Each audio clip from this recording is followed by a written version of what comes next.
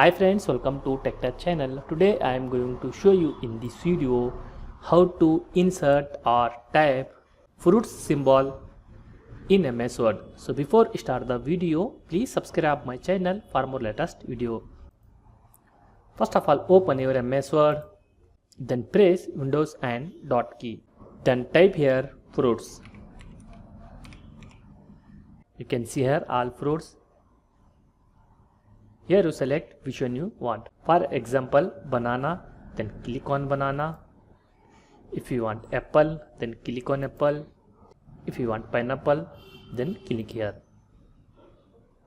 You can change color and size also.